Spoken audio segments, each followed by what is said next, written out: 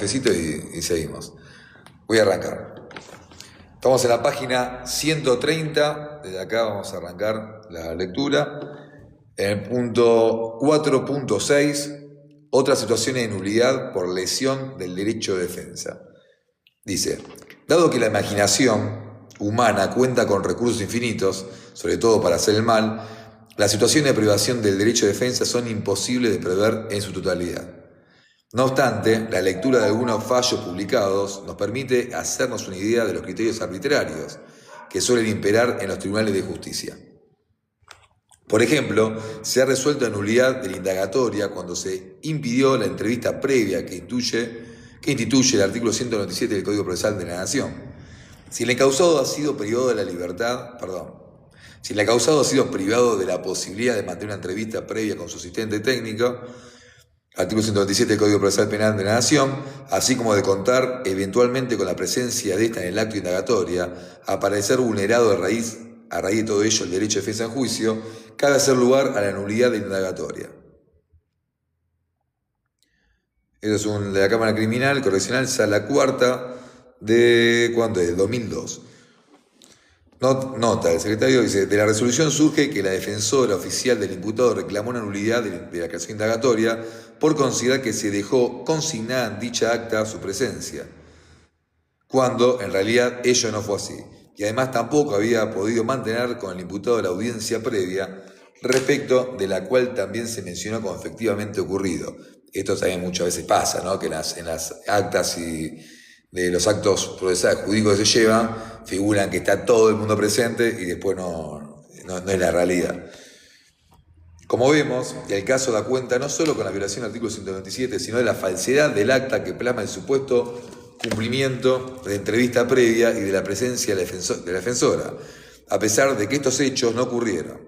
Esto nos permite detectar una práctica usual, falsear las actas dejando constancia de la presencia del defensor oficial cuando nunca estuvo presente y que no asesoró debidamente al imputado. La comisión de estas irregularidades requiere la complicidad de los defensores, ya que si estos se niegan a intervenir en la farsa, como lo hizo la defensora que generó el fallo, esta no se puede materializar.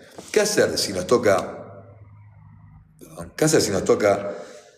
un caso así? Supongamos que nos contrata un cliente que en su declaración indagatoria confesó el hecho imputado o una parte de él.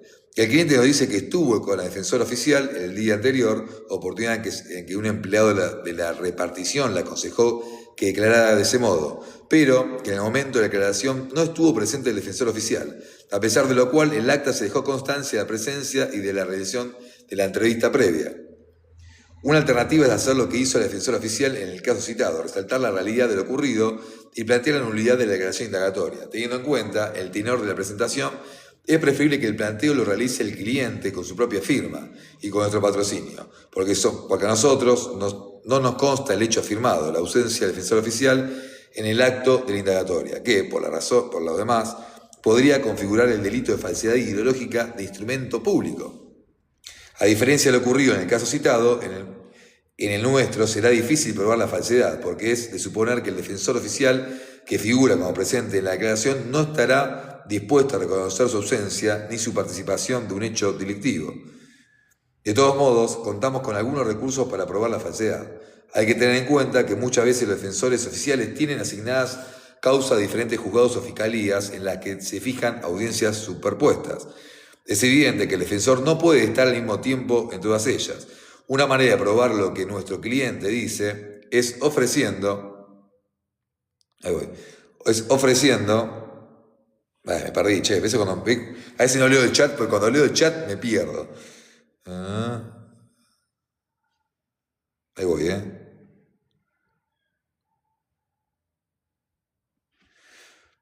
Una manera de probar lo que nuestro cliente dice es ofreciendo prueba en el incidente de nulidad, solicitando que se informe la cantidad de audiencias en la que intervino el defensor ese día, cuántos imputados estaban detenidos. En general, las superposiciones se producen en los casos de personas detenidas por la premura procesal que existe por tomar la declaración. La hora en que los detenidos fueron trasladados de la alcaldía hacia el despacho donde declaró. También pueden requerir las entrantes y salientes del teléfono celular del defensor oficial con indicación de la celda en la que se produjo cada llamada, siempre y cuando esto tiene que ver con el gravamen que pudo haber ocasionado. Si tenemos ese acta, si ese acta acarrió un tipo de perjuicio para el imputado, la vamos a plantear. Obviamente que si esa acta, esa ausencia, después resultó en el sobrecimiento, una situación que beneficia al defendido, es innecesario plantearla porque no hay un gravamen, no hay ningún gravamen.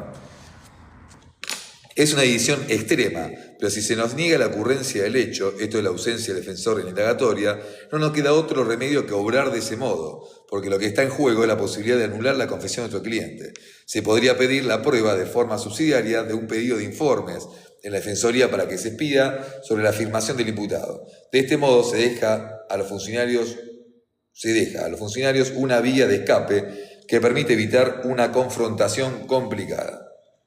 En el caso que se cita a continuación, un viejo fallo de la época donde recién se estrenaba el Código Procesal Penal de la Nación, se adoptó un criterio extremadamente formalista y contrario a la vigencia real del derecho de defensa. Se resolvió. Corresponde rechazar el pedido de nulidad de la indagatoria interpuesto con fundamento en que solo se le concedieron al imputado 5 minutos para mantener una entrevista previa con su defensor. Pues si bien la norma, el artículo 127 del Código Procesal Penal, no fija un plazo temporal, tampoco prohíbe expresamente al juez que limite prudencialmente la entrevista en el tiempo que estime necesario.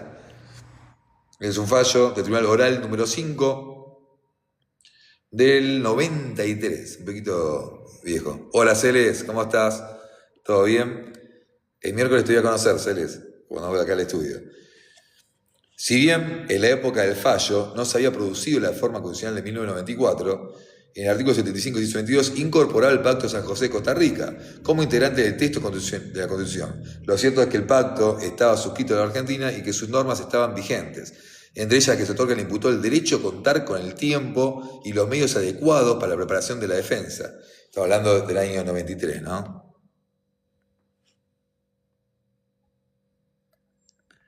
Yo no creo que... En serio, a mí no me pasó, sí me pasó de que se limite el espacio, tanto temporal, lo que sea, sobre la entrevista, en comisarías o en lugares donde... Sí, perdón, Nico, que no te corté porque estoy leyendo de corrido. Una vez que termino de leer, charlamos lo que quiera, porque esto que lo leo, después lo subo a YouTube directamente y queda enganchado con las más lecturas. Pero bueno, está bueno ver los extremos porque esto ha avanzado un poco. A mí me puedo contar situaciones. Yo que planteé, una que planteé una suerte de nulidad que después no llegó, lo llegué a excusar el fiscal, fue una fiscalía donde el fiscal estaba como prepotente con mi defendido, y en el momento como que lo apuraba, se paraba y se ponía así un rol de altanería, de soberbia, que entonces le digo, doctor, me la apuraba, el pibe estaba nervioso, imagínate la primera vez que está sentado, ¿no? Un fiscal. Fue una pelea, una riña, en una salida de una fiesta, estaba imputado por tentativa de homicidio, y obviamente que el acto de declaración del imputado es el acto de mayor resguardo y de garantía y de defensa, es el primer acto de defensa material y técnica que va a tener el imputado. Si ese acto se ve cualquier situación de fatiga o que incomode la situación, hay que hacerla saber, hay que marcarlo. Muchas veces en la práctica los fiscales se sobrepasan. No, la verdad no pasa muy seguido, porque hoy en día todo se expone, pero sí, en Pilar me pasó esto, que mi cliente estaba muy nervioso por la situación, me he entrevistado con él, todo, digo, vos estás tranquilo, vas a que declarar, digo, ¿estás seguro? Si no pedimos una suspensión, hoy te negás y otro día en la semana estés más tranquilo, porque era ¿qué pasa? Muchas veces pasa algo importante, ¿no? Y hacemos con la lectura, voy a marcar cuando lo dejé, porque se me olvidó. Primario, una cosa es tener un defendido primario. ¿A qué se llama primario? Primario cuando es la primera vez que está involucrado en una causa penal.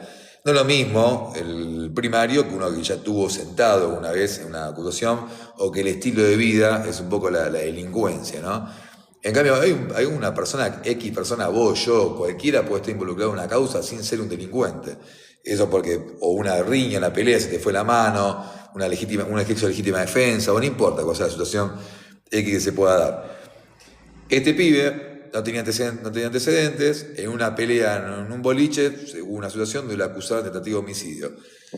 Esa noche había dormido en una celda ahí en Pilar, en una comisaría de barrio, en condiciones, la verdad que lamentables, como la mayoría de las comisarías en provincia de Buenos Aires. A la mañana me lo llevan, me llama la familia de la madrugada, yo intervengo.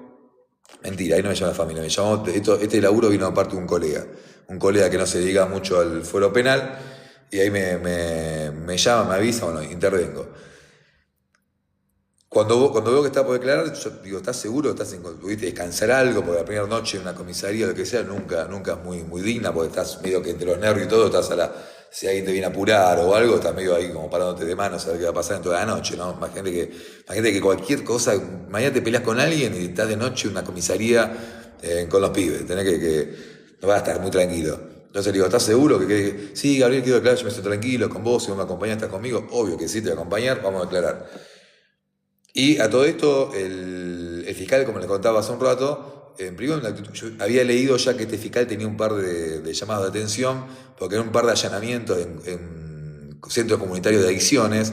El tipo entraba y era medio paracataca, medio que verdudeaba a los pibes, ¿viste? Era medio violento. Leo eso, dije, bueno, vamos a ver. Cuando me veo, entró todo, no parecía tan así como decía la noticia, pero sí, en el acto veo en un momento como que separado. Entonces le digo, Doc, ¿se puede? Digo, lo empezó a apurar. Estaba parado, no sentado, parado, así que cruzó el brazo, grandote el tipo. Digo, o sea, yo al principio dije, no dije nada. Veo que lo veo nervioso a mi asistido. Le digo, ¿estás bien? Le digo, doctor, le digo, perdón, primero no lo apure. Él decidió declarar, cuando termine de declarar, le hace las preguntas, si él quiere contestar, le hace las preguntas que usted quiera, pero no me lo estoy apurando, porque el acto justamente es un acto de defensa que él quiere estar, si no suspendemos la audiencia y lo hacemos en otro momento.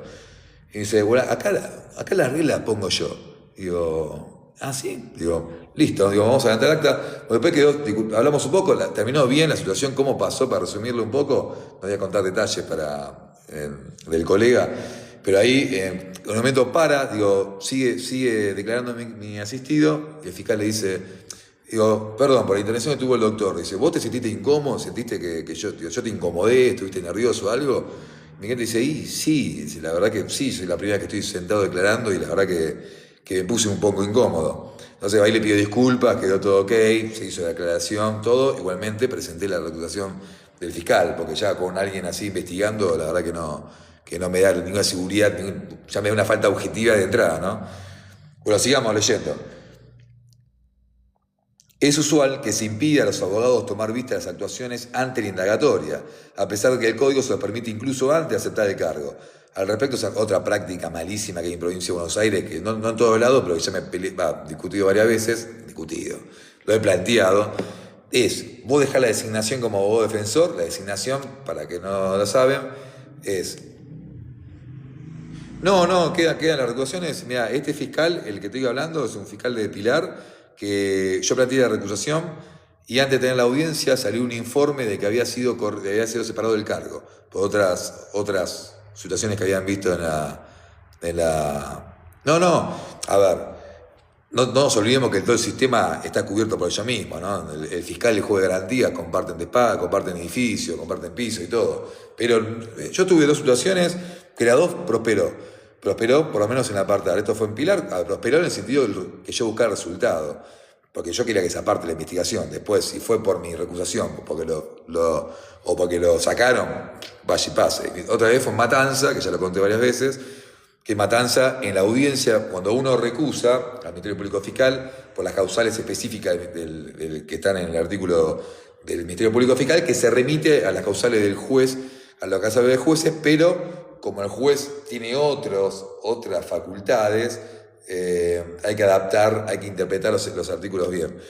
Yo lo planteo y la fiscal recusada, que yo intento recusar, cuando se hace la audiencia, cuando uno recusa, se fija una audiencia en el juego de garantía para que la parte que recurre haga los fundamentos y la contraparte se pueda defender y el juez de garantías en instrucción resuelve esa parte.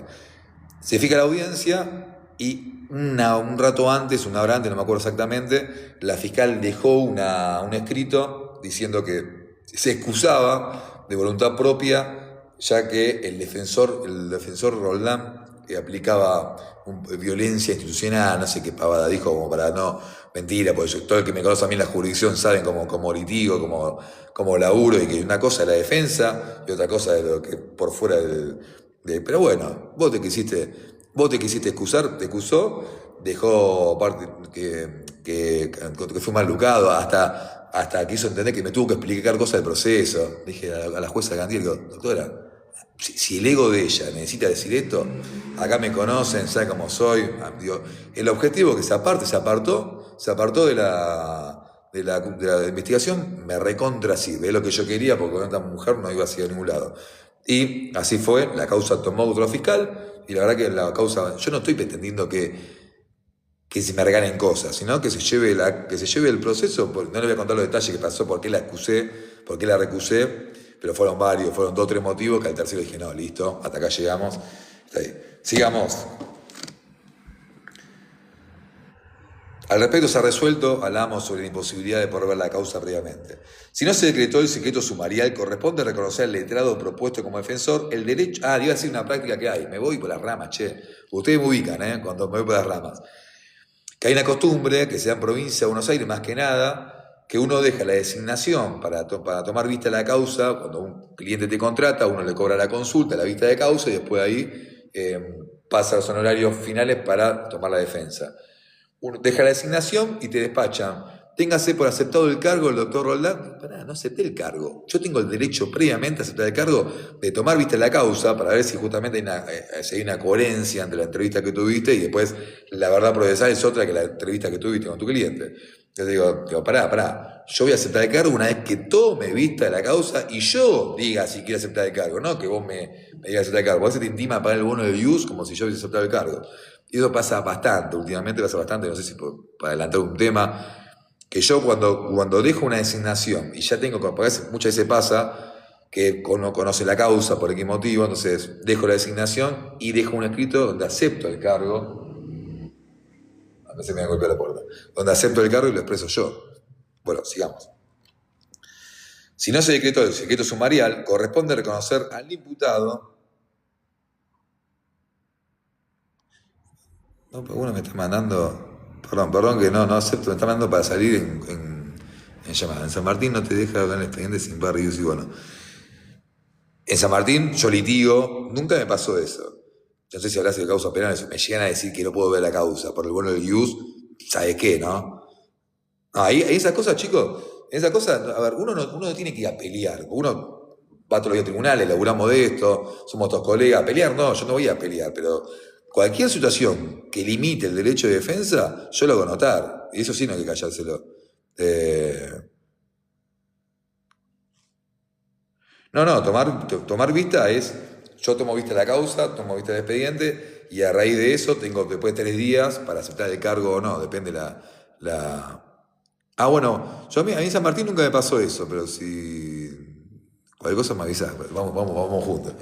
No, pero hay que hacer valer la defensa, porque también pasa esto, ¿no? Que parece que como que los defensores somos los molestos de la causa, y no, somos el control del debido proceso. Vamos a seguir. ¿Para que me quedé pensando en San Martín? ¿No te deja el expediente sin ver? No, ¿cómo no me deja el expediente sin bono de IUS? Parte es un derecho, primero que es un derecho que tiene la persona. Cuando vos dejás la designación, no es que yo firmo como abogado. Fulano de tal me designa a mí como abogado, quien previamente a tomar vista de la causa, previamente a aceptar el cargo, va a tomar vista de la causa. Eso va a valer. A veces en los culposos, ya te pasó en la Fiscalía 4 de San Martín, te pasó eso, porque que llevan toda la temática de los accidentes, de las lesiones culposas. Ahí sabes por qué deben hacer eso, que está mal igual, ¿sabes por qué está mal? Ellos porque están acostumbrados que todos los abogados sí, viste, en la Fiscalía 4.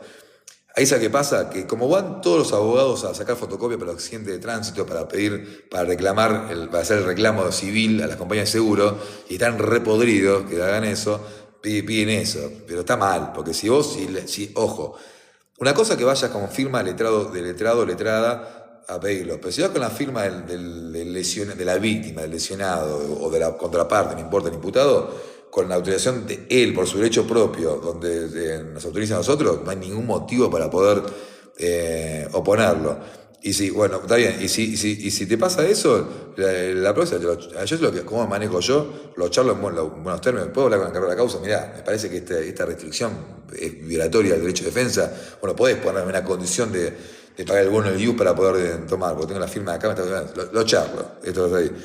Y se puedo arreglar en diálogo, genial. Si el diálogo no es suficiente, se va a la Fiscalía General, depende de la situación, quién te lo impida. Pues vamos a seguir. Ya leí 15 veces el primer renglón, vamos otra vez. Si no se decretó el secreto sumarial correspondiente, si no se decretó el secreto sumarial corresponde reconocer al letrado propuesto como defensor el derecho a confrontar las actuaciones antes de aceptar el cargo. Por ello, corresponde revocar el auto que no hace lugar al examen de las actuaciones y a la extracción de fotocopias requeridas por la defensa. Justamente lo que hablaba vos recién, justo, mirá. Es un fallo del 2004. Boronino y Piombo de los jueces que votaron. Saben que, mi tío, que para descanse, él fue fiscal de cagación. Y con este juez hubo una causa donde, en años atrás, donde no estaba tan avanzado todo el tema de la víctima y todo eso, donde quisieran atenuar un abuso sexual por la condición homosexual de la víctima. Una locura que pasó eso. Hubo un juez que firmó eso. Mi tío fue el fiscal de cagación que se opuso a esa situación. Vamos. Otra situación particular de indefensión se presenta cuando es el propio abogado defensor. El libro está, todo lo que fuimos hablando recién, está todo escrito ahora. Mira, acá dice. Otra situación particular de indefensión se presenta cuando el propio abogado defensor, el que hizo mal su trabajo, supongamos que nos contratan para ocuparnos de un caso en el que la defensa anterior fue puramente formal, pero hueca de contenido, pensé que decir otra cosa, no dije nada, pero hueca de contenido. Ante esta situación contamos con la alternativa de plantear la nulidad de todo lo actuado por privación del derecho de defensa. Se trata de un remedio extremo que cuenta con algunos precedentes que los aceptaron para situaciones excepcionales. La nulidad podría fundarse en los siguientes términos. Esto lo he visto. También he visto una situación que yo creo que si me pasa eso como abogado defensor me retiro, me pongo a vender lupines en la plaza. Que el mismo tribunal, no me acuerdo, juzgado, en qué instancia fue, no me acuerdo ahora, pero el mismo tribunal de oficio intimó justamente al defensor por una cuestión de una defensa muerta, una defensa sin utilidad. Y ese estado de indefensión lo sufre el imputado. Entonces, la nulidad podría fundarse en los siguientes términos. De los graves errores que se sustenta la hipótesis incriminante, se desprende con claridad que resulta de una gravedad extrema que no se hayan planteado ciertas defensas. Supongamos, por ejemplo, que no se apeló el autoprocesamiento o que no se efectuó la oposición al pedido de elevación a juicio. Ello coloca al imputado en un total estado de indefensión, ya que consideró durante todo el trámite de la causa que su defensor... Esperen, que te voy a mandarle algo a Toby. Ya. Esperen que esto me acordé. Toby, estoy leyendo en vivo, no me contestes, solamente escúchame. La página 132 por el caso de Leiva, el tema de indefensión, haceme acordar de eso mañana. Gracias. Perdón, pero si no hago esto me olvido después. Ahí vamos, De los graves errores que se sustenta la hipótesis incriminante, se desprende con claridad que resulta de una gravedad extrema que no se hayan planteado defensas. Ello coloca al imputado en un total estado de indefensión, ya que consideró durante todo el trámite de la causa que su defensor lo defendería. Pero su confianza fue infundada, ya que la tarea de la defensa se limitó a otorgar visos de legalidad a un procedimiento que, por unilateral y por serios vicios que se incurrió, resultó totalmente ilegítimo. No es válido un proceso en el que el imputado carece de defensa real. No hay defensa cuando el abogado limita su actividad a cuestiones meramente formales, pero sin efectuar articulaciones sustanciales a favor del cliente. Supongamos que en el caso actuó como un defensor oficial. Allí puede plantearse que no es justo que el pobre diablo que no puede pagarse un defensor particular tenga que resignarse a no tener defensa. Si el Estado quiere investigar el delito, debe proveer todos los medios para que el imputado cuente con todas las garantías establecidas en la Constitución Nacional. Esa es una obligación asumida por el Estado argentino, que está precisamente establecida en el artículo 8 de la Convención Americana de Derechos Humanos, que forma parte del texto jurisdiccional por el artículo 75 y 122 de la Constitución Nacional. Esa obligación estatal no se cumple con la designación de defensores que no defiendan y que no ejerzan el Ministerio de la Defensa como corresponde. La situación de indefensión en la que se encuentra el imputado a partir de la ausencia de defensa material genera una violación directa e irreparable a la garantía de defensa en juicio establecida en los artículos 18 de la Constitución Nacional y 8 de la Convención Americana de Derechos Humanos. Por eso estaría Mati Melián. Por eso estaría bueno que los colegios de abogados nos sorteen una vez por mes causas penales de alta complejidad en el Colegio de Estudios de Abogados Penalistas. Sí, a mí nunca me tocó, lo haría, nunca me tocó una causa. Yo tengo muchos colegas que tocan causas gratuitas del Colegio de Abogados y eso, no, nunca me tocó. La jurisprudencia suele ser restrictiva sobre el punto, pero existen precedentes jurisprudenciales que analizan la cuestión. Sí, ahí está hablando Toby. Bien. Listo. Tengo una causa, novita, que tuvo una... Es más, he visto que abogados de reconocido nombre han tomado vista de la causa y no se opuso, había todo para oponerse a la elevación a juicio. Tomé vista ayer y hoy de la causa esta, el viernes y hoy. Que no se opuso a nada. Y se elevó a juicio, yo la agarro con la elevación a juicio ya, y con montón de nulidades por plantear que no fueron. Y creo que esto se puede llegar a plantear, o por lo menos plantearlo. El 16 de noviembre del 2004, la nueva Corte dictó un fallo interesante en la causa Núñez-Ricardo Alberto sobre el recurso de queja y casación y extraordinario, en la que se resolvió 15. Que a la luz de lo expuesto, esta Corte se estaría apartando el cumplimiento de un adecuado servicio de justicia, si circunscribiera su intervención al examen del procedimiento seguido en la sustentación de la apelación extraordinaria, tal como solicita la señora defensora oficial del tribunal, y soslayara que la transgresión a la defensa en juicio de Ricardo Núñez, que se refleja en esta instancia, no es sino producto de lo que se verificó en la etapa de casación local, también caracterizada por una intervención meramente formal, tal como surge del considerando 13.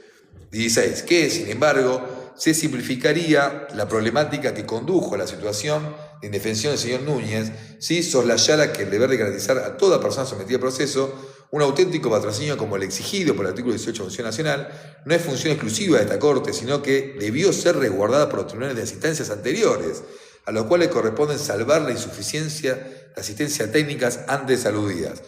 Y esto es lo que decía, contrario, después de este fallo, hay situaciones donde los tribunales, una cosa es ese estado de indefensión, no tiene que ver con no estar de acuerdo en la teoría de caso, ¿no? Tiene que ver con un estado de indefensión. Después la técnica que uno usa es de cada uno. Que en relación a esto último, cabe señalar que la actividad jurisdiccional no solo se mostró indiferente frente a tamaña falencia de la defensa técnica de Núñez, sino que además contribuyó a agravar ese estado de indefensión al denegar primero el acceso a la instancia de casación con relación a los agravios individualizados, 1, 2 y 3, y luego a la extraordinaria federal de la autoridad de agravios. Listo. Bueno, casi como que no entendió los agravios.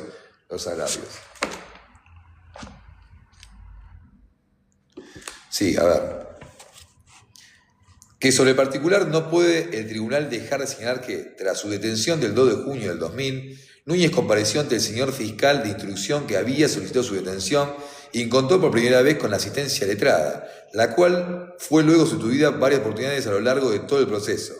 Estos cambios, lejos de contribuir a una defensa eficaz, atentaron contra ella a poco que se advierta que se trataba de un caso complejo, según fue calificado el proceso al disponerse su debate ante la excelentísima Cámara Quinta en lo criminal reunida en el colegio. Considerando 19, que la situación antes descripta requería el máximo celo en el ejercicio de la defensa en juicio, tanto que la realización como el control de la prueba, basada en un informe médico, declaraciones testificales, un reconocimiento en rueda de personas y un careo al no haberse individualizado ni secuestrado el arma de fuego, ni siquiera el proyectil que produjo la lesión de la víctima, negar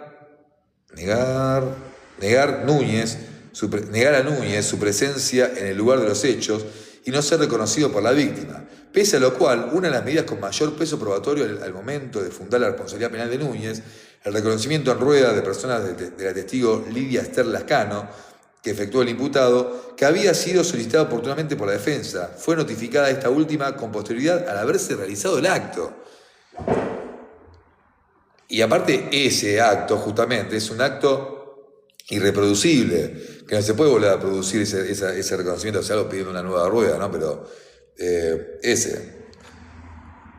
que estas cosas que llaman la atención, que parecen, esto no es el libro, teoría del libro dogmático, esto es realidad. Acá estamos hablando de un fallo de algo que pasó, y algo que pasa y que a veces con el sobrepapeles, con el sobretrabajo que tienen, esos errores son bastante comunes, lamentablemente, así que hay que estar atento a todo esto.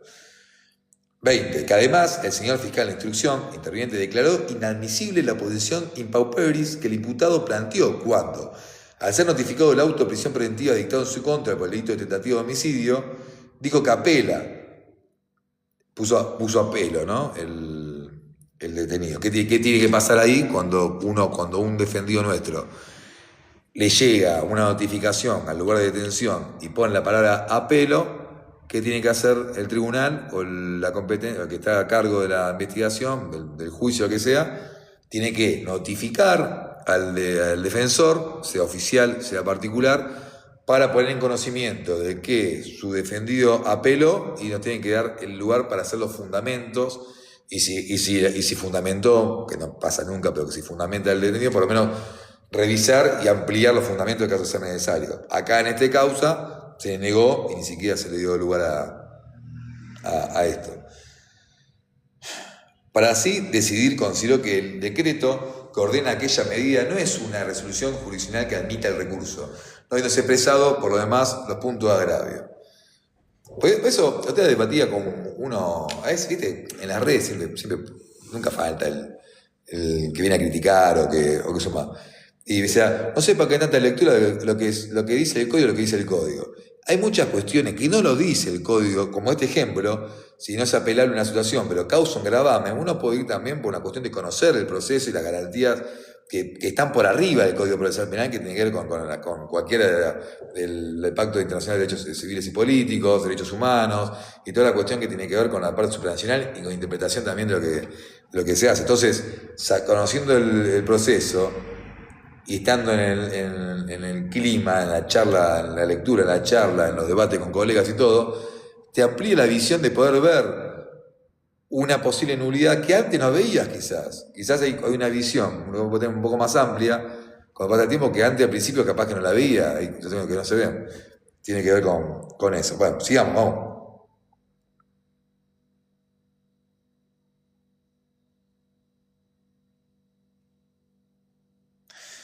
A ello se agrega que quien actuó en sustitución de este último como defensor de confianza de Núñez en la etapa preliminar del juicio no ofreció prueba. Estuvo pobre Núñez, estaba mediado por los elefantes. O, salvo que haya sido una estrategia del abogado primero, y dijo, che, vamos a cambiar muchas veces de abogados para que queden todos en indefensión y plantear nulidad.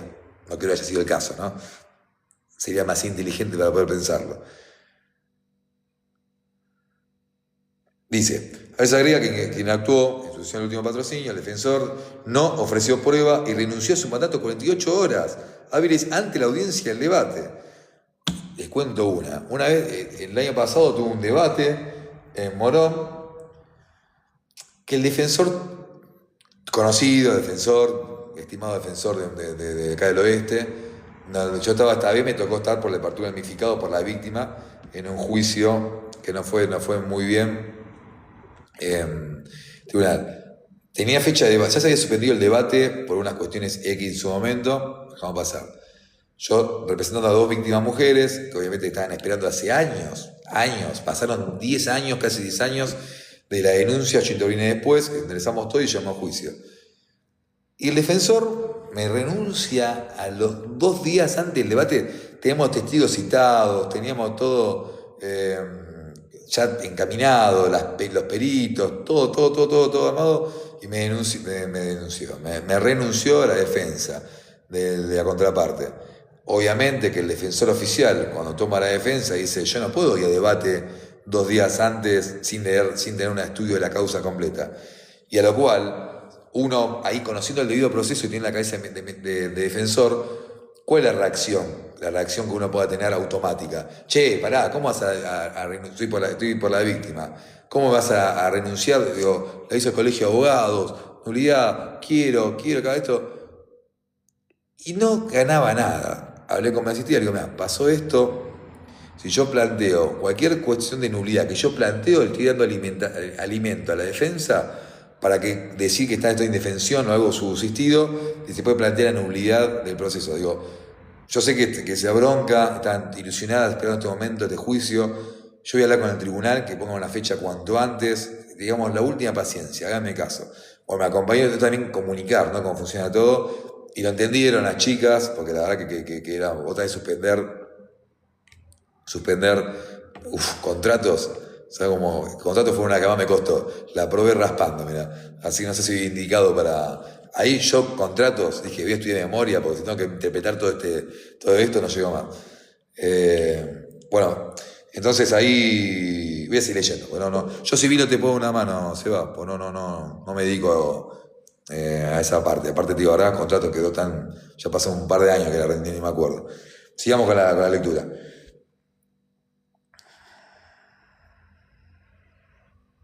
Bueno, el otro habla justamente renunció justo al acto del debate, que era imposible que pueda tenerse en cuenta.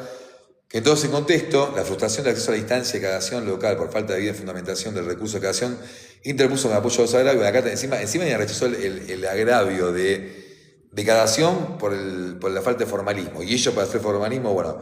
Entonces, la cuestión, voy a leer el último punto de esto, que dice. Que a esta altura el tribunal no puede sino llamar a reflexión sobre apreciaciones que haya efectuado en oportunidades anteriores, si bien con referencia al orden nacional, pero no de total aplicación de órbitas provinciales, en el sentido de que más allá de la importancia que cabe reconocer el recurso de cagación como instancia revisora de cuestiones penales, es necesario, a fin de que éste cumpla eficazmente con la garantía prevista en el artículo 8, inciso H del Pacto de San José-Costa Rica, que no se efectúe una interpretación restrictiva o formalista para su procedencia, pues dentro de los estándares que fija el derecho internacional de los derechos humanos, ese recurso solo satisface el umbral mínimo de protección debido en tanto no se regule, interprete o aplique con rigor formalista, sino que permite la relativa sencillez al tribunal de cagación examinar la validez de la sentencia. Esto habría que hacerlo hablar a la Corte. La Corte a veces te rechaza recursos porque la letra no era formato 12 y 20 renglones tienen unas exigencias que son totalmente contrarias a justamente el inciso 8 inciso H, ¿no? Sí. Pero bueno, la corte. Otra situación de indefensión puede presentarse cuando un mismo abogado defensor defiende imputados con intereses contrapuestos. ¿Qué caso le viene a la cabeza? Otra situación de indefensión puede presentarse cuando un mismo abogado defensor defiende imputados con intereses contrapuestos. ¿Qué caso les recuerda esto? A ver. Un caso no muy viejo, ¿eh? Exactamente, Julio. Exactamente. Es uno de los planteos que entiendo que ha planteado la nueva defensa. Porque es un tema cuando vos vas a defender. Una cosa, vos podés ser defensor de coimputados en una causa, siempre y cuando no pase eso que dice acá, que haya intereses contrapuestos. Porque si yo para mi teoría del caso, si yo para dar veracidad o enaltecer mi teoría del caso, tengo que tirar abajo la teoría del caso de otro que me defendido, hay un contrainterés. Y yo creo que un poco fue lo que pasó, ¿no? en la causa, que la defensa tuvo limitada. A mí ese alegato del doctor Tomé me han gustado, me acuerdo, en el proceso, pero viéndolo puede ser que haya que se haya un planteo por ese lado. Y tiene defensa deficiente. A ver, no estoy diciendo yo digo, a ver, el caso lo estoy diciendo porque me dispara, porque fue un tema muy público justamente de esto, ¿no? De que hubo un solo defensor para todos los imputados. ¿Y qué pasa? En la participación de la elección de San Fernando hubo distintos roles para poder apuntar a una coautoría en un homicidio. Distinto es si se va por la figura, para mí la figura que se tendría que ir de ese lado es la lesiones en riña, que tiene una calificación legal mucho más baja que la del homicidio, porque lamentablemente, aunque no nos guste, muchas veces, que no es lo que te gusta a vos, es lo que dice el sentido de legalidad y del ex ante que tiene que tener el hecho, ¿no?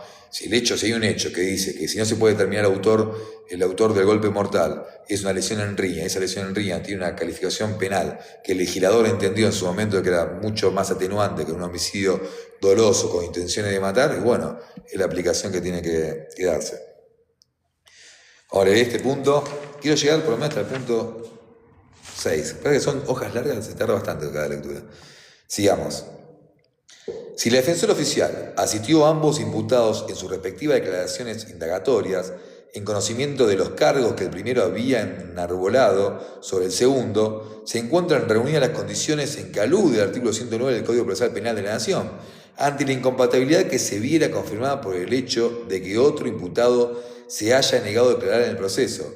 Permite sostener que el derecho de defensa de este último se ha visto menoscabado, máxime cuando la defensa no controvirtió la conducta ilícita atribuida, sino que solo se limitó a propugnar un cambio de calificación que solo podría atemperar la escala penal, solo si al momento de indagatoria y en los careos existían intereses contrapuestos y los imputados tenían el mismo defensor, podría verse afectada la garantía de defensa a juicio. Por ello, corresponde declarar la nulidad de la declaración indagatoria prestada y de los actos procesales consecuentes. Esto es la famosa teoría del fruto envenenado, ¿no? De la nulidad dictada, todos los actos consecuentes que se desprendan de ese acto nulificado, va a acarrear todo lo posterior. Va a tener un efecto hacia adelante. Para concluir este punto es preciso recordar que el derecho de defensa es absoluto y que el imputado no puede ser sancionado por efectuar planteos procesales. No puede ser sancionado mediante la construcción de presunciones basadas en dichos planteos, o mediante la prolongación de la prisión preventiva, o mediante la negación del derecho a poner fin al proceso dentro del plazo razonable. Esa garantía hay que meterle brillo y así se la sabe a todos. Si Cami, lo que consulta, perdón, mientras estoy leyendo, si son urgencias, obviamente, pero consulta me dejan en privado que después lo charlamos, o sea que es una entrevista, depende de lo que haya que hacer. Pero sí, si querés, escriban por privado y lo vemos.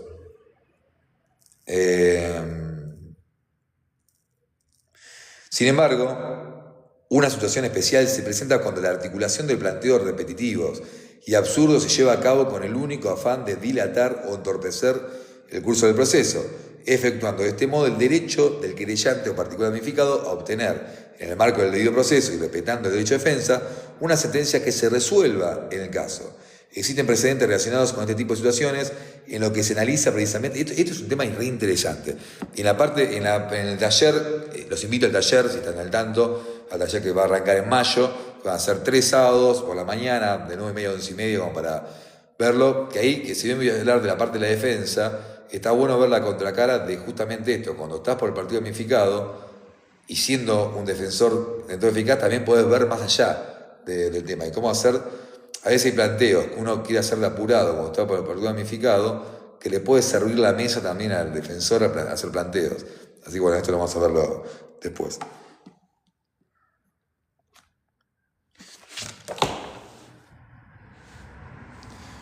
Otro párrafo, perdón, me saltó un fallo ahí y vamos a leer este punto.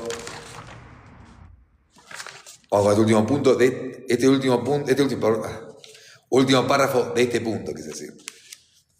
Para la defensa es necesario, a ver, ahí tengo un mensaje, yo tengo el WhatsApp web abierto de fondo por si alguno quiere decir algo. A ver, esperen, no escuchen que me manda un mensaje, esperen,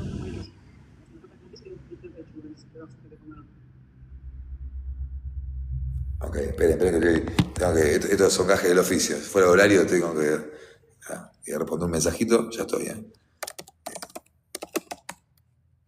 Ahí está, Listo, perdón. ¿Se puede hacer eso? ¿Posta? Sé que soy medio novato en TikTok, todavía no conozco mucho. Mira que bueno, ¿cómo sería? Quiero practicar ahora, ¿cómo sería? A ver. No veo dónde está. A ver, pausar, girar la cámara, silenciar, pausar live. Mira qué bueno. Bien, buena data, gracias. Vamos. Para la defensa es necesario evitar que estos criterios sean utilizados como excusa para impedir que el imputado se defienda y para ello es preciso estar atentos a los siguientes puntos. A. La articulación de incidencias no genera por sí misma una dilación del proceso. Lo que genera dilación no son los planteos del abogado, sino la actividad o inactividad de los funcionarios públicos frente a estos planteos. Son los funcionarios quienes, de hecho, otorgan efecto suspensivo a recursos que carecen de ese efecto, omiten formar incidentes por separado para tramitar apelaciones, paralizan el expediente principal a la espera de lo que se resuelva incidencia de nulidades o excepciones que incumplan los plazos legales. Qué bueno esto. Hace poco tuvimos bueno, menos mal que tengo cara de abogado, menos mal. No quiero ver cómo sigue esa oración. Nosotros planteamos una nulidad del principio de reclusión. En una causa somos varios defensores y justamente estamos debatiendo eso del grupo, ¿no? De que no queremos, como queremos que se eleve a juicio rápido, porque la instrucción está siendo totalmente arbitraria, justicia de Corrientes, federal de Corrientes, entonces no vamos a perder más tiempo con alguien, queremos que se eleve a juicio.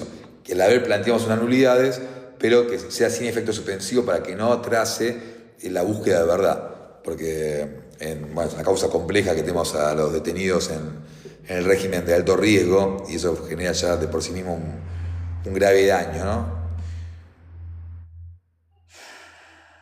Punto B. ¿Dónde está el B? Ojo, el punto A dijimos, la articulación de incidencias, ¿no? B.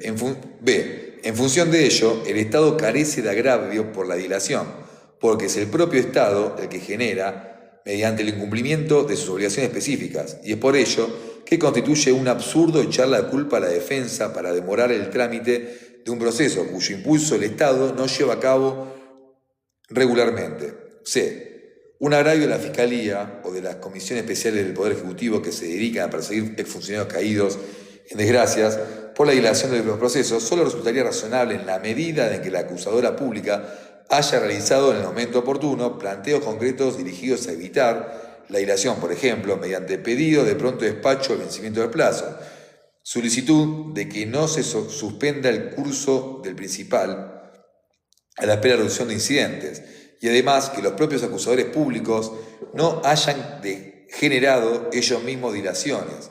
Una fiscalía que convalida la actitud de un juez que se toma 2 meses para resolver una cuestión que según la ley debe ser resuelta en 3 o 5 días, o que permite que el plazo de 10 días para definir la solución procesal se prolongue infinitamente, no puede pretender que el imputado cargue con el coste de dilación del proceso. Sí, esto es algo que nos pasa muy seguido, ¿no? Los plazos procesales, bien, gracias. Son los particulares quienes tienen un agravio concreto frente a la dilación y por ello, respecto de ellos, que corresponde analizar si el imputado y su defensa efectuaron planteos dilatarios dirigidos a efectuar el derecho de acceso a la jurisdicción y a contar con una adecuada administración de justicia de los particulares que pretenden la conclusión definitiva del caso. Hemos terminado acá el punto 5. ¿Cómo estamos de tiempo, de horario? Un ratito más.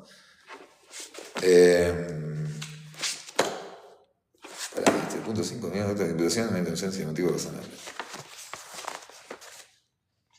Bueno, ¿estamos por un puntito más? ¿Alguien se queda? ¿Estamos un ratito? Si se quedan, voy a hacer lo que dijo el colega, puedo pausar y vamos a un cafecito. A ver si un rato más. Vamos a ir al punto 5, a ver si es muy largo. Porque yo cuando arranco un punto, quiero terminarlo, porque no me gusta arrancar un punto y dejarlo incompleto.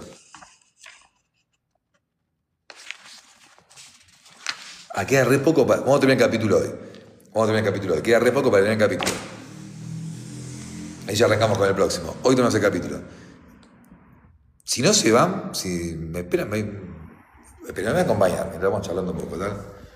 Vamos a hacer un cafecito acá. Vamos a la máquina. Hacemos una... Mira, quedan 3 capsulitas. Vamos acá. Estoy haciendo tiempo porque hoy jugué fulbito. Así que antes de ir a jugar, dije que leo un poco, porque si me voy a casa ya no voy a jugar. Así que hacemos un cafecito. Después de la prolijidad, después te lo cortamos. Ahí lo te dejo cargando. Vamos a arrancar con el punto 6, se calienta el agua. Sigamos. Punto 5. Nulidad de los actos de imputación y mérito por ausencia de motivos razonables. Vamos a ver qué dice el texto si lo introducimos. Como hemos visto en varias ocasiones, los actos procesales que impulsan la persecución penal deben revestir de cierto recaudo de validez sustancial. Hemos hablado del requerimiento inicial de instrucción, del llamado a prestar declaración, de los cargos que se formulan en indagatoria y los autos de mérito o de procesamiento de la acción a juicio, según la competencia y la jurisdicción, o la acusación formulada en el debate. Ninguno de estos casos de imputación es de carácter discrecional, ya que, por imperativo constitucional, el artículo 18 y 19 de la Constitución Nacional y procesal, conforme a normas procesales reglamentadas en cada jurisdicción, su validez depende de la concurrencia de diferentes presupuestos, entre los que se destacan la existencia de una hipótesis delictiva. Esto es un hecho probar que, en abstracto, se refiere a una conducta tipificada en la ley de fondo. La determinación precisa del hecho imputado, la existencia de pruebas válidas y serias que permitan sustentar la sospecha, un análisis razonable y fundado de las razones que justifican la imputación. En definitiva, la fundamentación en la ley a la que se refiere el artículo 18 de la Constitución Nacional y sin la cual los funcionarios públicos se encuentran impedidos de encontrometerse a los ámbitos de libertad tutelados en la segunda parte del artículo 19 de la Constitución Nacional. ¿Por qué la máquina no prendió el café? La convocatoria de un sujeto a prestar declaración en calidad de imputado constituye un acto hostil. Es uno de los primeros... permiso. Ahí está. Es uno de los primeros... Espera que el ruido va con ruido. Ya estamos, Perdón lo que están viendo en YouTube después, esta prolijidad, pero no tengan a poner pausar el video.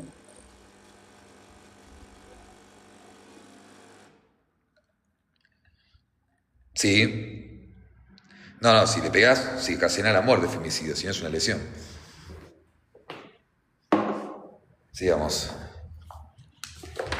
Viste que están esos colegas que hacen esos videos graciosos, que le hacen preguntas y responden. Yo, no es mi estilo, che, no digo que esté mal, está bueno, me lleva río también de ellos, pero con ellos. Pero sigamos.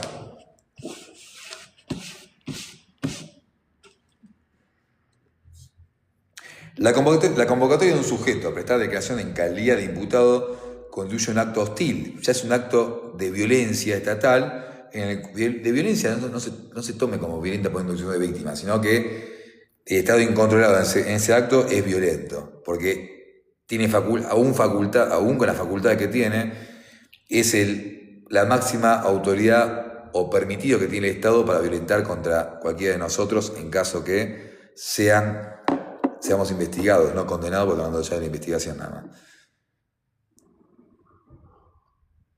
Entonces, ninguno de esos actos de imputación es de carácter discrecional. Eso lo leímos.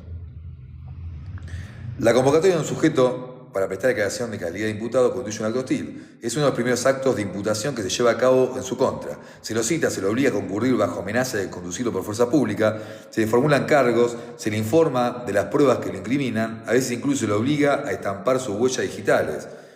Usualmente se sostiene que la declaración indagatoria es un acto de defensa y que, por ello, la decisión que lo ordena no necesariamente debe estar motivada, ya que en definitiva no causa perjuicio alguno para el imputado. Esto no es así. Tengamos en cuenta que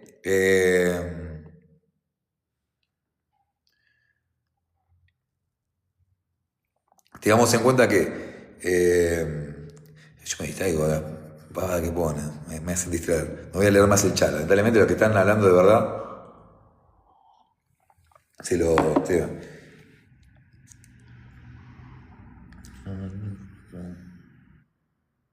Usualmente se sostiene que la declaración indagatoria es un acto de defensa y que, por ello, no causa perjuicio... Bueno, esto es lo que iba a decir, me acordé. En el sistema acusatorio adversarial, la declaración indagatoria ya no se llama más declaración indagatoria, es declaración del imputado. ¿Cuál es la diferencia? Que la palabra indagar tiene que ver con sacar la verdad a todo trapo. A todo trapo, todo prepo, como sea. El sistema acusatorio, el acto de declaración del imputado ante la acusación formalizada es el primer acto de defensa, y eso está encubierto en el marco de garantía, donde por eso mismo tiene que dar su versión. Después la jurisdicción no está obligada a tomar en serio lo que está diciendo el imputado, siempre y cuando eso no tenga una relación, un sentido común o práctico que está declarando y sea un acto para poder desviar la investigación. Pero si así lo fuese, si así lo interpreta, tiene que estar fundamentado y plantearlo. Por eso hay que cuidarlo en el sentido que si la persona no está fatigada, si está nerviosismo, hay que hacer una pausa y todo lo que exigimos que se lleve a cabo en la declaración del imputado.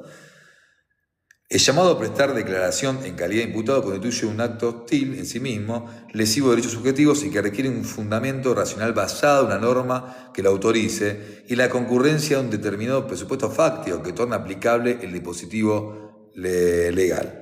El artículo 294 del Código Procesal Penal de la Nación supedita el llamado a prestar declaración de indagatorias en la existencia de motivos bastantes para sospechar que un sujeto participó de la comisión de un delito. Como vemos, la exigencia de un motivo bastante impide considerar que la decisión de convocar a alguien a prestar declaración pueda ser discrecional del juez, antojadiza del juez.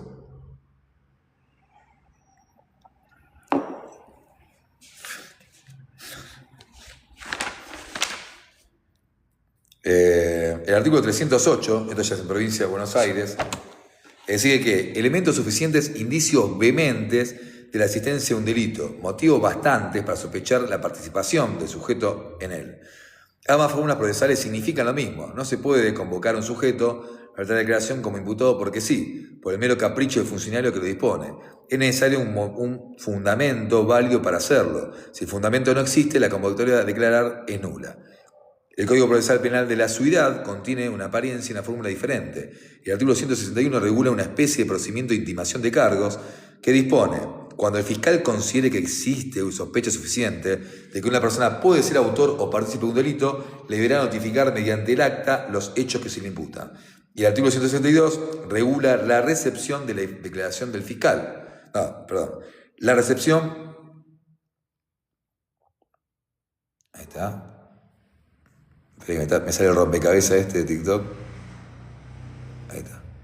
Listo.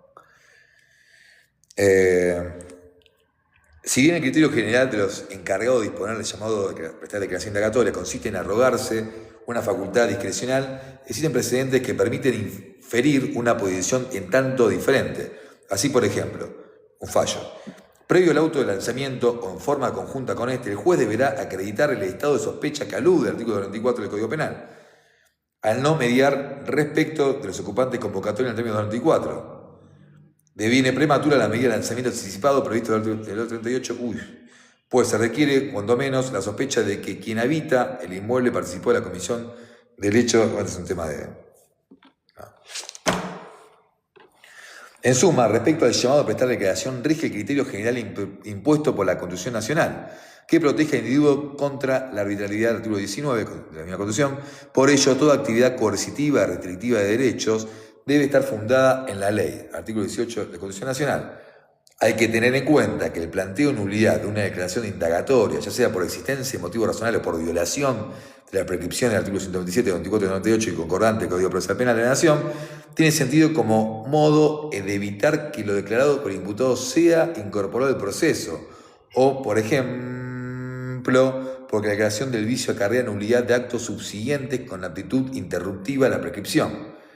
Pero los fundamentos para plantear la nulidad no deben centrarse tan solo en el ataque contra el acto formal de indagatoria, sino también contra cualquier acto procesal que, aunque no se instrumente formalmente como una indagatoria, tenga sus mismos efectos de permitir la incorporación al proceso de los dichos del imputado, como suele ocurrir con asiduidad de los denominados informes socioambientales, o como ocurre con pericias psicológicas o psiquiatras, tema importantísima esto, que se nutren de la manifestación del imputado y las adivinanzas, dibujitos, crucigramas que suelen hacer durante dichos exámenes. Porque a veces esos informes o entrevistas pueden ser cargados con ciertos rasgos psicópatas, narcisistas, esto que suelen decir las pericias, y esas son incorporadas después como prueba en contra, que de prueba no tiene mucho. Bueno, ya lo vieron en el último juicio que compartimos cómo fue con eso.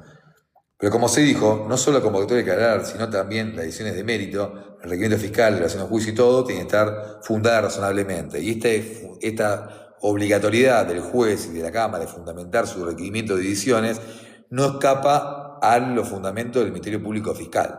¿Sí? El Ministerio Público Fiscal también, cuando niega una prueba o algo, tiene que estar fundamentado de por qué es inútil o no es pertinente o lo que sea. No solamente decir, no porque lo citó para la defensa no es pertinente. No, fundamentar por qué no es pertinente.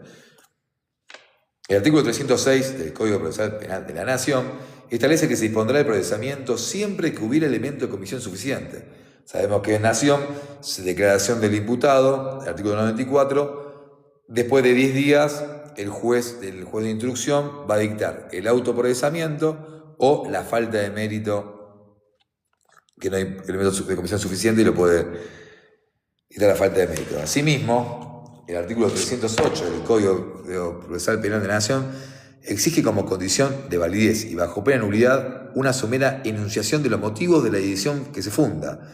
Como vemos, no se otorga al juez una carta libre para hacer lo que quiera.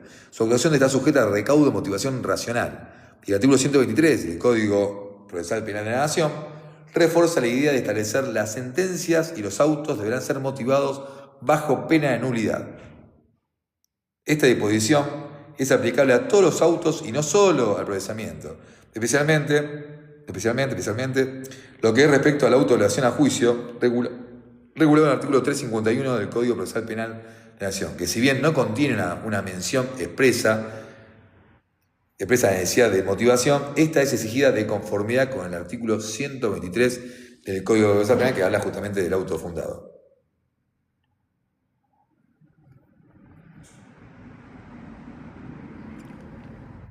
Con la modificación del Código Penal ya sería imputable esa edad.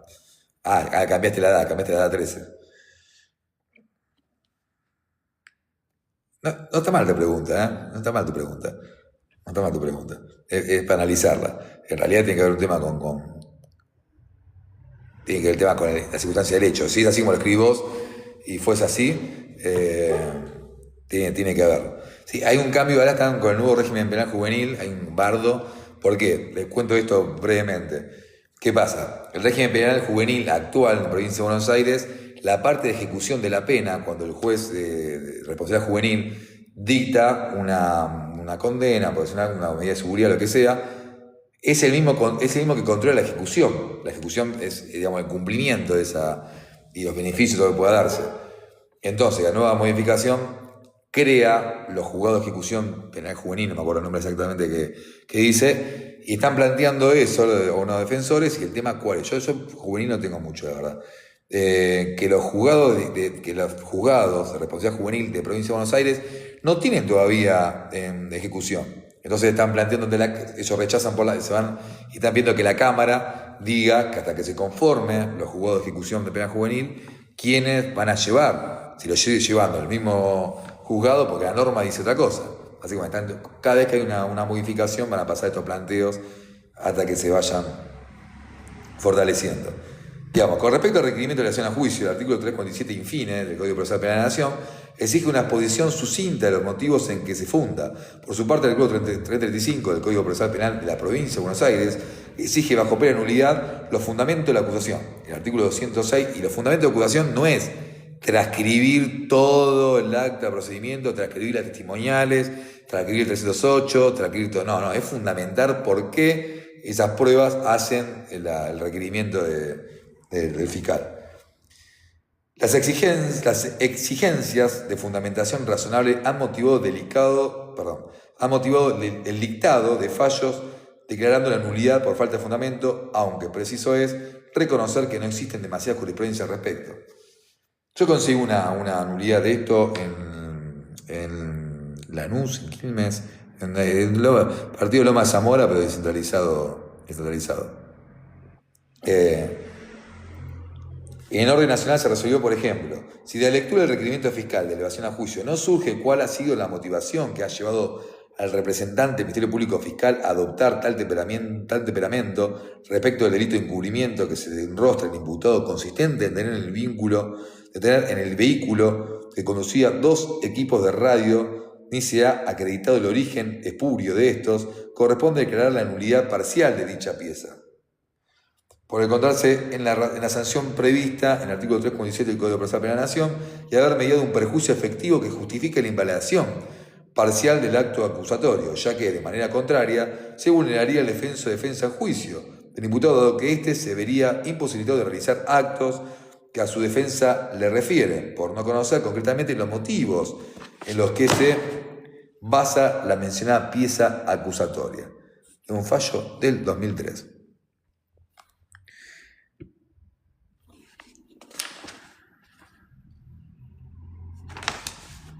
En el ámbito de la justicia local de la Ciudad Autónoma de Buenos Aires, es interesante citar el dictamen del fiscal de Cámara Saavedra Verónica Guagnino, en el expediente 47.160-09, caratulado de incidente de apelación, que a ver qué dice dice, es necesario que el fiscal explicite, si no todo, al menos la parte esencial del itinerario racional seguido para arribar a la probabilidad como grado de convicción requerido para requerir, valga la redundancia, la elevación a juicio. Adviértase que el estado de conocimiento de la probabilidad es también el requerido para solicitar o imponer medidas cautelares privativas de libertad, restrictivas y de embargo de bienes, y exige, entre otros requisitos, que se hayan reunido elementos de convicción suficientes para sostener provisionalmente la materialidad del hecho. Más que nada cuando en Nación, al dictarse autoprocesamiento, se dicta el auto de embargo y otras cuestiones que son adyacentes a ese dictado. Son argumentos útiles para citar o desarrollar en el marco de un planteo de nulidad de actos de coerción. Notemos el punto 6, que es la actuación basada en el preconcepto. Y el punto 7, que la nulidad derivada de la falta de aptitud de órgano y la conclusión. Después ya arrancamos con el capítulo 3, que es la versión defensista, que se va a poner lindo ese. Este punto 6 y 7 vamos a tratar de leer y resumirlo, porque cada hoja me tarda bastante. 7 y cuarto. Sí, tengo otro ratito más, vamos. Punto 6, página 144 del manual. Actuación basada en el preconcepto. Uno de los vicios más nocivos de las actuaciones penales es el direccionamiento de la investigación a partir de determinada hipótesis preconcebida. El procedimiento intelectual que guía el derrotero de estas pesquisas direccionadas es el siguiente. El fiscal o el juez de instrucción se plantea una hipótesis de trabajo, por ejemplo, la que sostiene que nuestro cliente es el autor de un homicidio. Y en función de ello, elabora y ejecuta una estrategia dirigida a obtener la mayor cantidad de elementos probatorios que permitan sustentar esta versión. De este modo, en lugar de partir de las pruebas para arribar a la conclusión, se parte de la conclusión para luego acomodar las pruebas en función de ello. Esto que dice acá el autor es el ABC de toda actuación arbitraria del Ministerio Público Fiscal. Que cuando ya tiene un preconcepto de la acusación y después toda interpretación de las pruebas, de las pericias y todo lo quieren allanar a su acusación, en vez de decir, che, no puedo sustentar la acusación, retiro la acusación. Pero no, hay que sostenerla y seguir. Total, es gratis. El efecto metodológico de tipo de estrategia es evidente, requiere descartar a priori otras hipótesis que puedan ser ciertas o que podrían ser falsas o probables como la hipótesis escogida. Y este no es un dato menor, porque tanto el fiscal como el juez de instrucción tienen un compromiso con la verdad. El fiscal debe honrar ese comportamiento actuando con objetividad y el juez de instrucción actuando con imparcialidad. Pero no puede haber objetividad ni imparcialidad cuando solo se sigue la hipótesis de cargo, porque es solo en función del contraste entre las diferentes alternativas. ¿Esto qué delito pasa mucho? No está en ningún lado, David. Lo siento, ya averigüé, no está en ningún lado. Esto pasa mucho en las investigaciones con errónea aplicación de perspectiva de género, que es lo que vamos a ver en el taller. Cuando yo digo errónea, estoy hablando de errónea, prácticamente, no de la aplicación de perspectiva. Esto pasa mucho en esa, pasa en todas las causas, pero en esto cuando ya hay un sesgo con una fiscalía temática o con cierta forma ya van para adelante como caballito de batalla sin escuchar la hipótesis y sin descartar la teoría del caso contraria. Por lo menos en la instrucción, después en el juicio es otra cosa, ¿no? Pero ahí. El método de acumular pruebas en función de una única hipótesis de trabajo está condenado a producir un Frankenstein procesal. Siempre es posible que diferentes elementos de prueba, tomados selectivamente de un universo infinito de datos disponibles, encajen en la hipótesis preconcebida. Basta con tomar de cada dato revelante la partecita que encaja con el preconcepto que sirve de guía de la actuación y con ello basta. Se trata de un método nefasto que crea un alto riesgo de arribar a soluciones injustas. Y esto otro también pasa, que cuando el imputado, acá tenía una causa que el imputado hizo como 2 horas de declaración, dio detalle, esto, aquello, y cuando hace el requerimiento fiscal, de todo lo que habló, citan a 2 renglones que le conviene a su acusación. Y ahí justamente es la falta de objetividad que tiene el Ministerio Público Fiscal, que según la instancia se puede plantear la nulidad, más que nada en la parte de instrucción, ¿no?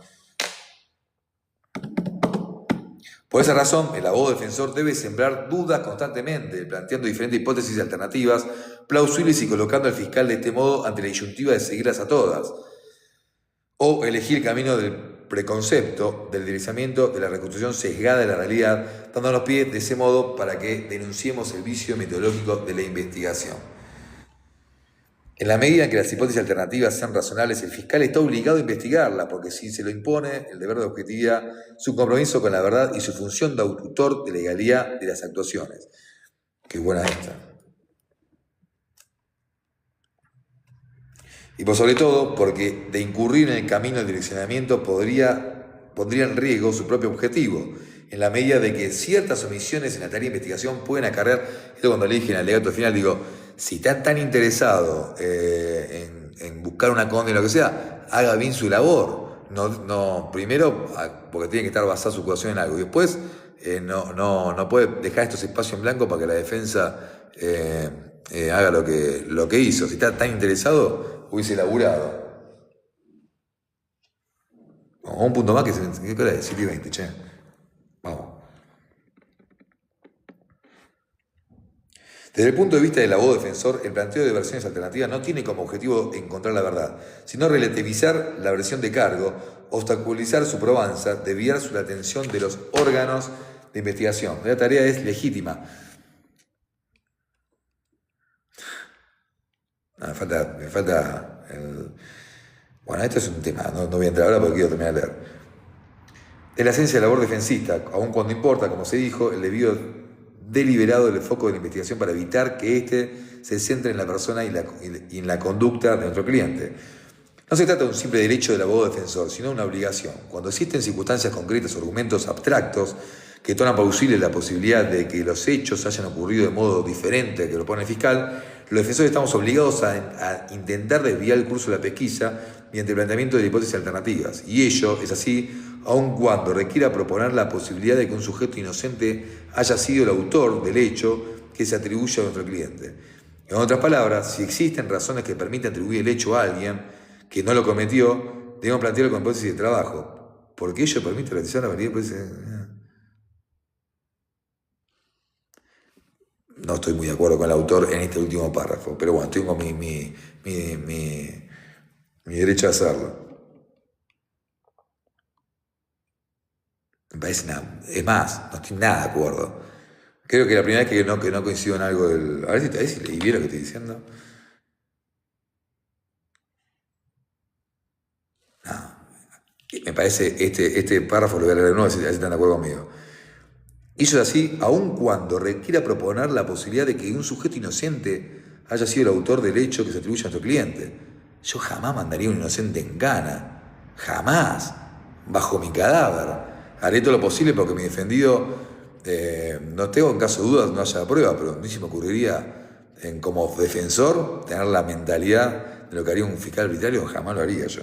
Pero bueno, vamos a ir leyendo.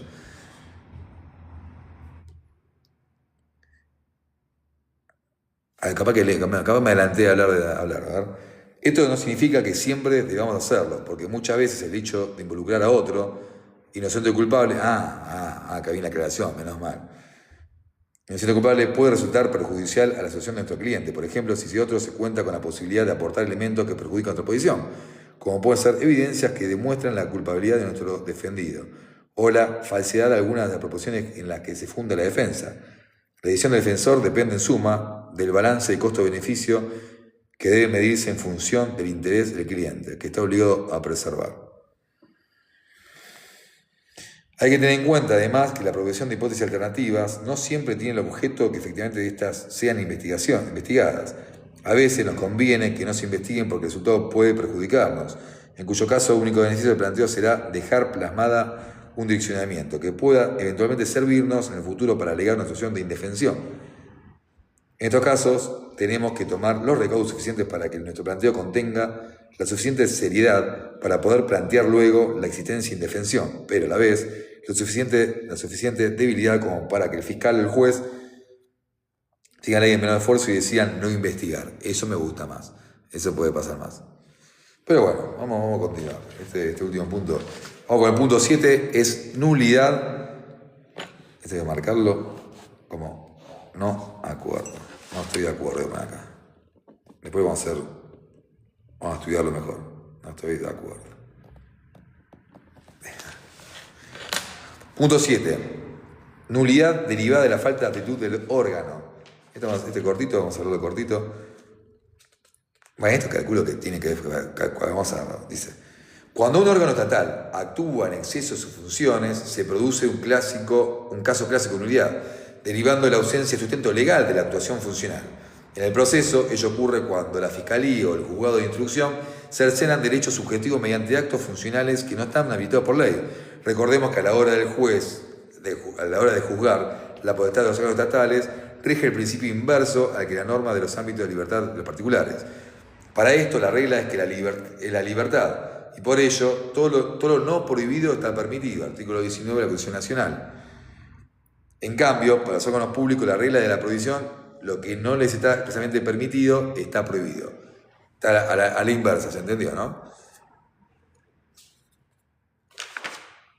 Es por ello que toda limitación de derechos que se pretende imponer a las partes de un proceso debe tener base de una prescripción legal expresa y que las normas que establecen dichas limitaciones no pueden interpretarse analógicamente ni extensivamente lo que ocurre cuando se infiere a partir de ciertas prohibiciones expresamente establecidas, otras que no lo están.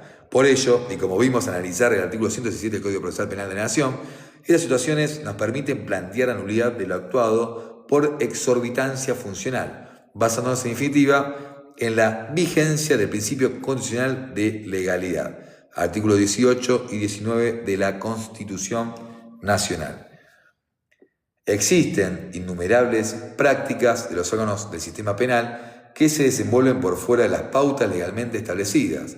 Policías, fiscales, jueces, empleados judiciales actúan a diario al margen de la facultad de la ley de constitución les otorga en forma expresa. Algunos ejemplos usuales son elocuentes. A. La policía convoca a una persona que no presenció la comisión de delito para que oficie de testigo de la confección de un acta de secuestro de una pesquisa. B. La policía exige que el imputado permanezca en la comisaría a la espera de que un galeno de turno llegue para efectuar un examen médico. C. El juez de instrucción exige, de hecho, que el imputado solicite permiso para ausentarse del país a pesar de que no existe ninguna decisión expresa que le prohíba salida.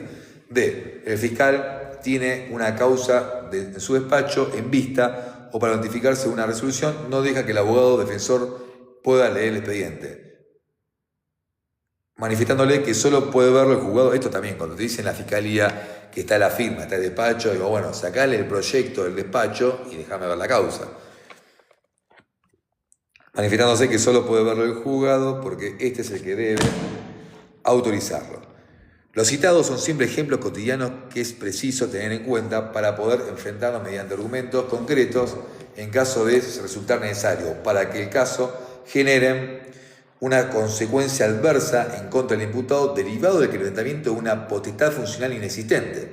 Ejemplo, el juez ordena la detención de un imputado no procesado porque advierte que se ausentó del país sin pedir permiso, Ello a pesar de no existir ninguna restricción expresa a la salida del país, u ordena la detención de un procesado al advertir que salió del país previa comunicación al tribunal sobre su ausencia, pero sin esperar que se le otorgaran permiso expreso. En esos casos, la decisión de ordenar la detención o no prisión preventiva fundada en una presunta inconducta procesal son nulas porque, precisamente, por insistencia de las potestades de coerción que invoca el funcionario, esta inconducta no existió. Último párrafo de este punto, y ya terminamos, ya estamos, nos están acompañando. Sí, vamos a apurar. Más allá de estos casos concretos relacionados con las prácticas ilegales, la exorbitancia funcional constituye un argumento útil en todos los casos en los que dispone un acto, cualquiera sea, allanamiento, indagatoria, procesamiento, escucha telefónica, etc., sin cumplir los recaudos previstos por la ley para producción de cada uno de los actos o sin que concurran los presupuestos fácticos que prevén las normas que regulan. Listo. Punto número 7. Punto número 8, que es cortito, son 2 párrafos, menos de media carilla, en la conclusión. Y ya estamos ahí. ¿Quién soy yo? Yo soy Gabriel Emiliano Roldán, abogado defensor de Provincia de Buenos Aires, Argentina y Fuero Federal en todo el país. A lo que necesites, a tus órdenes. Conclusión. Los problemas analizados en el capítulo dedicado a la nulidad deben ser examinados desde diferentes puntos de vista.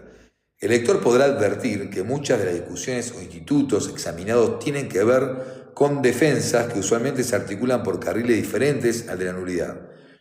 Lo importante, en el fondo, no es el carril elegido, sino la esencia del planteo. Deducir una nulidad basada en una cuestión constitucional puede servir para obtenerla y con ello ganar la causa, o para dejar sentado un agravio que habilite el recurso de causación o extraordinario, o simplemente para poner en discusión algún punto en el que se pretende discutir a fondo el caso o una cuestión probatoria.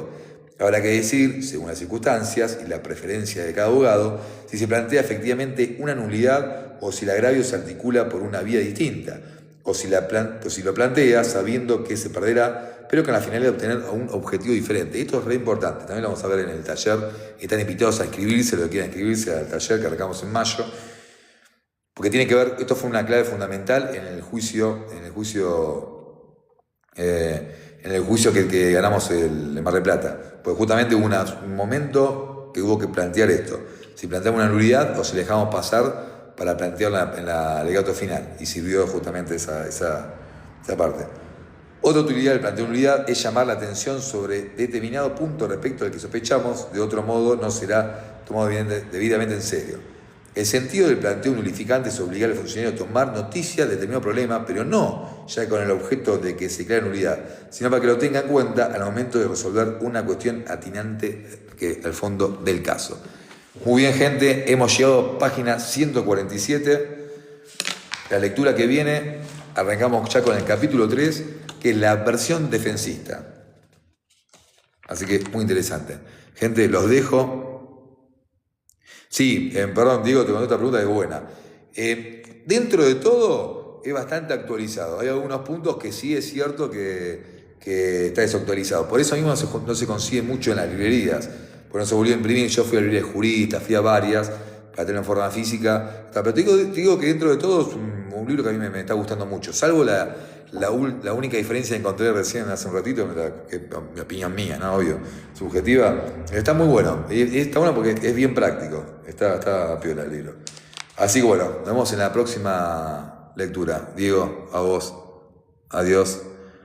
Mati, querido, justo estamos yendo. Nos vemos la próxima.